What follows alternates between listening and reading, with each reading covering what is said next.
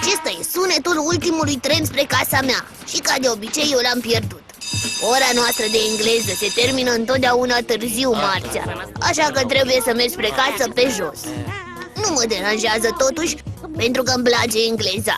Sau mai bine zis, îmi place să citesc în engleză, mai ales povești de groază. Teme-te de noaptea cu lună plină. Ceilalți copii din clasă râd de mine pentru că le-am spus că eu cred în fantome. Nu cred totuși. Sau mai bine zis, nu credeam pe atunci, sau cel puțin așa îmi spuneam mie înainte să se întâmple totul. Măiculiță, e grozav să alergi prin cimitirul ăsta într-o noapte cu lună plină când nu e țipenie de om.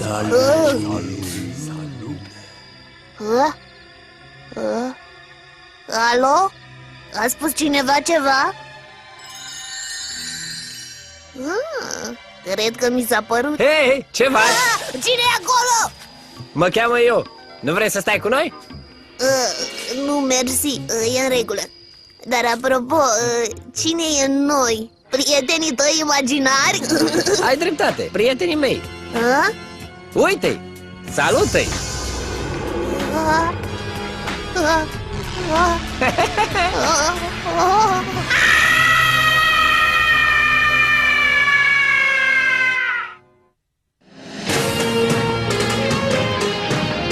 Uită-te în jur, privește departe, totul se leagă cum scrie la carte.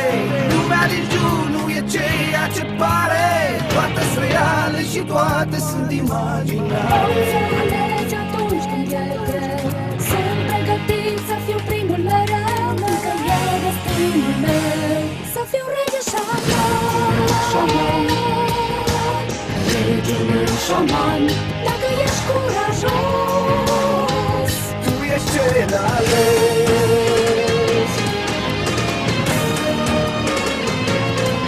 Acum totul se schimbă lumea, nu pentru bine, oh, da. Sunt de partea ta, partea ta, regele șaman. A doua zi la școală, de-abia așteptam să le spun tuturor ce văzusem. Morty! Vorbesc serios.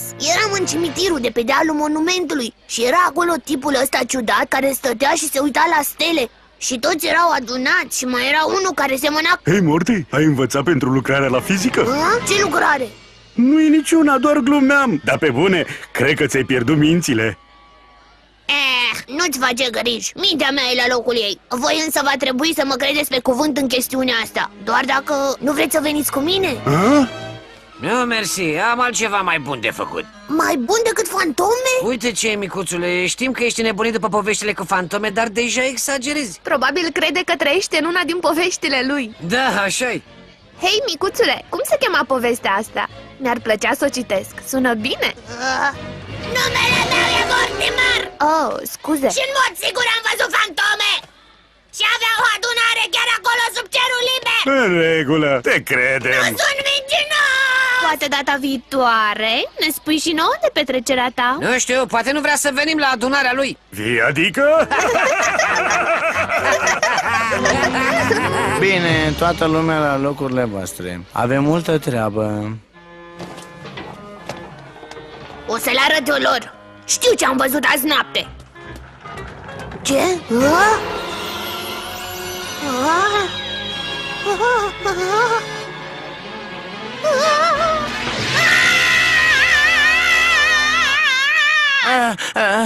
E vreo problemă, Mortimer?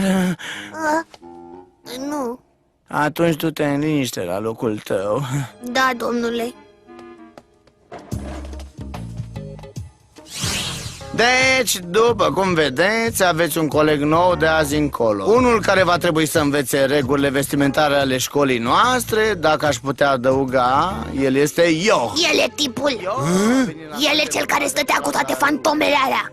Da, și eu sunt zâna măseluță. O să-l învățați toate noastre cât de repede posibil. Trebuie să vorbesc cu puștiul ăla. După aia or să mă creadă toți. Hei! Salut!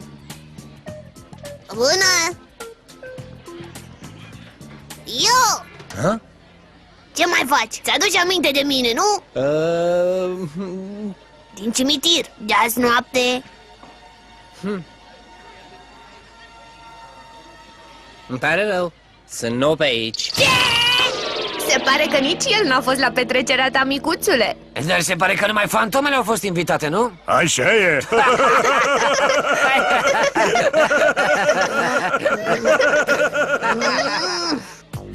Cred că trebuie să mă aștept să nu fiu crezut de colegii de la școală.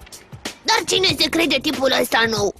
Trebuia să mă gândesc la un plan ca să demonstrez colegilor că tipul ăsta chiar era prieten cu fantomele și eu nu eram unul de ăla care bare vedenii. O să mă răzbun. Hei!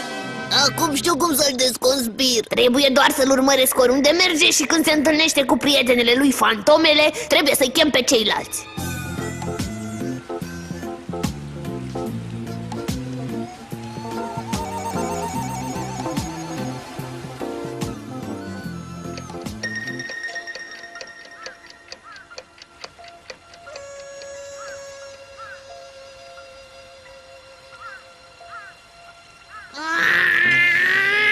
Haide, băiete! M-am săturat de așteptarea asta! Ai! Când o să termin cu tine, o să-ți dorești să nu te fi pus niciodată cu Mortimer! Uite așa! Wow! E așa o zi frumoasă că aș sta să mă uit la părâiașul ăsta toată după amiaza. Ei bine, eu nu! Hă? Mamă, era cât pe ce? Trebuie să fiu mai atent. Doar nu vreau ca tipul ăsta să afle că eu... Ce? Am pierdut! Cine e tipul ăsta? Bine, bine. Băiatul fantom a scăpat de mine după amiaza asta. Dar eu știu unde se duce noaptea. Și știu și de unde să-l pândesc. Atunci colegii de la școală nu o să mai spună că am înnebunit și inventez povești cu fantome. Dar o să vedem cine va fi nebun mâine. Chiar așa? Și de ce nimeni nu l-a învățat minte? Nu mi s-a părut că făcea ceva rău. Era doar un tip mai Cred melancolic. că nici nu se mai întoarce. Nu m-aș stresa prea tare din cauza lui. Să nu mă stresez prea tare din cauza lui, hă? Să vă spun ceva, incapabililor. Fiecare bandă are nevoie de un loc care să fie numai al ei. Banda capului de mort a fost alungată din toate locurile din oraș și a venit timpul să nu mai fugim. Monumentul va fi locul nostru de întâlnire! Magnet! Da? Găsește-l pe acel tip melancolic și fii sigur că înțelege ce îi se va întâmpla dacă mai pune vreodată piciorul în locul nostru de adunare. Și dacă are vreo problemă, adu-l aici pe deal. Voi fi fericit să explic. Cam cum stă treaba pe aici? Scuze, Mario. Ce-i, B-boy? Par palid. Mai palid ca de obicei. Treaba e că... Doar că... Adică...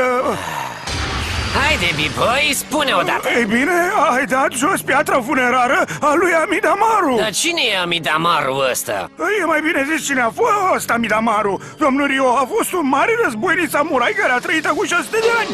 Se spunea că s-a răsculat împotriva regelui lui și a fost urmărit și executat, dar nu înainte de a omorâ 50 din cei mai buni războinici. Legenda spune că piatra asta funerară pe care stai tu e singurul lucru care îl ține spiritul încătușat. Și ce dacă? Adică spun eu ce. E posibil ca tu să fie eliberat spiritul unui criminal însetat de sânge.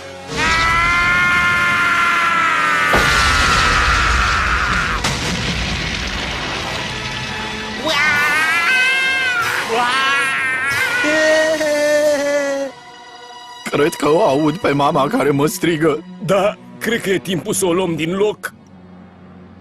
Vă arăt eu vouă un spirit răzbunător. Bine, aștept. Unde e acum spiritul marelui Amidamaru? Sper că asta să vă fie învățătură de minte și să nu mai credeți în povești de-astea cu fantome. Este un singur spirit răzbunător pe dealul ăsta și din fericire pentru voi sunt foarte viu. Tipul ăsta e cam dus cu pluta. Eu plec de aici.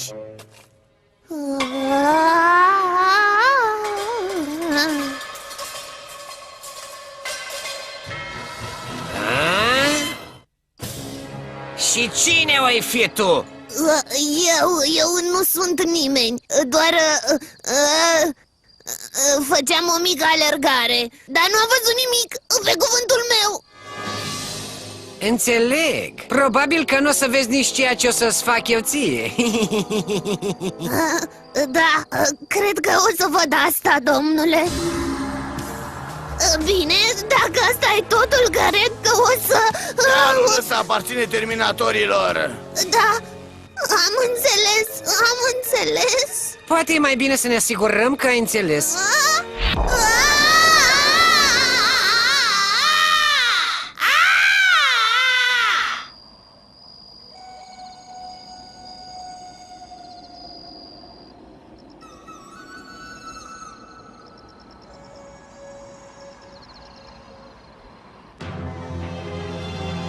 Oh, nu! Morty, ce ți s-a întâmplat? Am cam căzut de pe un deal. Nu cumva era dealul monumentului, iar erai la petrecerea cu fantome? Trebuia să mă duc înapoi și să aduc o dovadă ca voi să mă credeți. Ăla e locul unde terminatorii își pierd timpul. Acum știu. Tipii ăia sunt maniaci. Ai noroc că doar ai căzut de pe deal, Morty. Da, terminatorii sunt de departe mai periculoși decât orice petrecere imaginară cu fantome. Și totuși, cum ai reușit să cazi de pe deal? Încercam să fug de Rio. De acum încolo nu vrem să mai auzim nicio poveste cu fantome de la tine, ai înțeles? Nu e o poveste, i-am văzut cu adevărat. O, da? Ei bine, nu ne pasă. Nu avem nevoie de Rio și de terminator ca să ne deranjeze. Bine, am înțeles mesajul. Nu o să vă mai spun niciodată, dar am văzut fantome! Morty. Nimeni nu mă crede pe mine.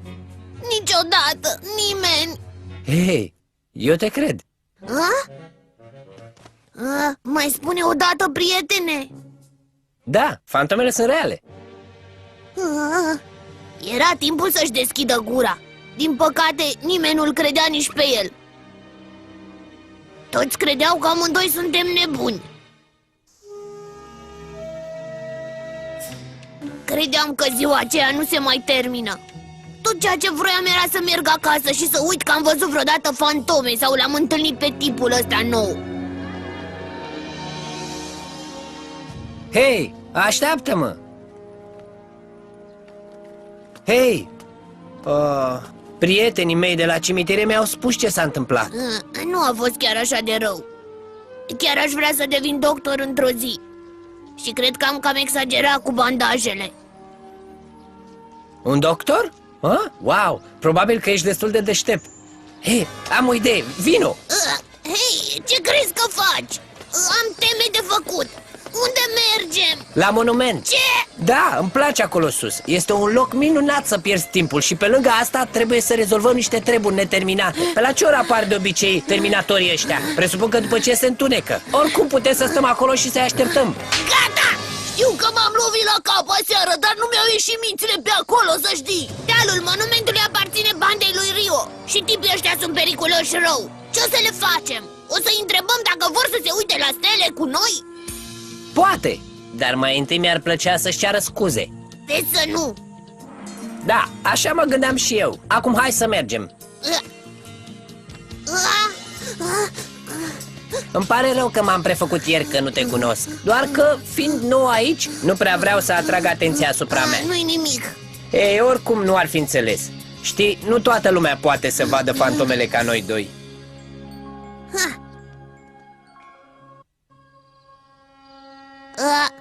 Bună ziua!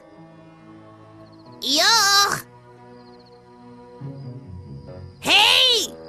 Mi se pare că ai spus ceva, Morty? Mă întrebam, chestia asta chiar e necesară? Da, chiar începusem să obosesc. De ce? Să te dădăcesc. De ce eu? De ce? Ar trebui să te simți norocos, Morty. O să poți vedea niște lucruri nemaipomenite. Oh, dar mă simt chiar foarte norocos. O să apuc să văd cum Rio o să ne bată, o să ne transforme în fantome. Nu-ți face griji, Morty. Doar fii cu ochii în patru.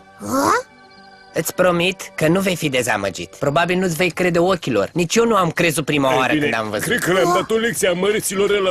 Nu am mai văzut pe nimeni să fugă așa de repede. Ar fi trebuit să alergăm după ei și să avem parte de puțină distracție. Ei bine, ce avem noi aici? O petrecere în pijamale? Nu-i așa că-i drăguț? Hei, ce mai faceți, băieți? Eu sunt eu și acesta e prietenul meu, Morty, pe care sunt sigur că l-ați cunoscut deja. Bună, băieți! Hei, șeful, acesta este puștul care ne urmărea azi noaptea. Asta știam și eu. Așadar, băieți, Morty mi-a spus că ați fost pe aici aseară. Aș vrea să mai vin și eu, să stau cu voi câteodată. Chiar așa. Ce drăguț! Înseamnă că avem ceva în comun. Din păcate, zilele tale pe aici au cam ajuns la sfârșit, micuțule. Nu așa mi-au zis prietenii mei. Vezi, studio, lor le place să-mi petrec timpul pe aici. Ei, mi-ar plăcea să-i întâlnesc pe prietenii ăștia ai tăi. Unde sunt? Unde sunt fantomele? Nu-ți face grijă, șefule, avem noi grijă de el. Ce-i cu voi la locul de întâlnire al terminatorilor? Acesta ar fi un moment bun pentru a fugi. Adică cum ai făcut tu noaptea trecută, Morty? Cel puțin sunt încă în viață. Amida Maru. Îți mulțumesc că mi-ai dat șansa asta. Sper să te pot servi bine.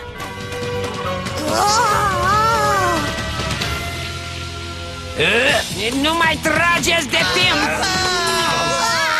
Terminați! E în regulă, să nu-ți fie frică. Nu suntem singuri, Morty. Amida Maru. Puterea spiritului. Sunt un șaman, o punte cu lumea de dincolo. Ești un ce? Unire!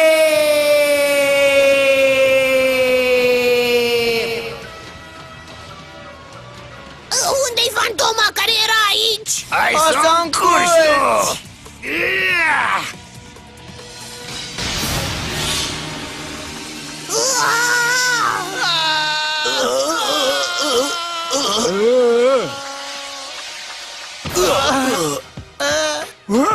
Ce-a fost asta, Magnet? Nu știu, B-boy, cred că am clipit. Cum a făcut asta?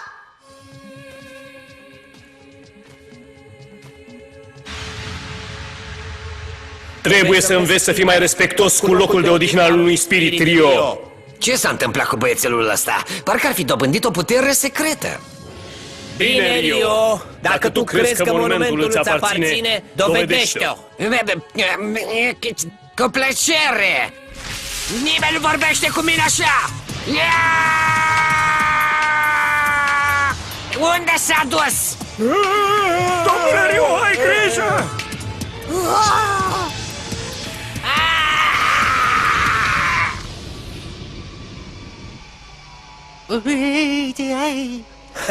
Ține minte asta, Rio. Data viitoare, când o să vandalizezi mormintele astea, nu voi mai sta la discuții. Fugiți! Wow! Nemaipomenit! Nu am citit niciodată despre ceva de genul ăsta în poveștile mele cu fantome. N-am crezut că cineva ar putea avea o astfel de putere.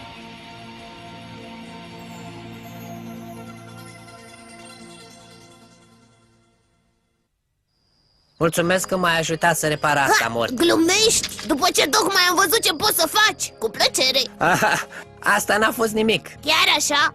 Păi atunci ai putea să mă înveți și pe mine să mă lupt așa.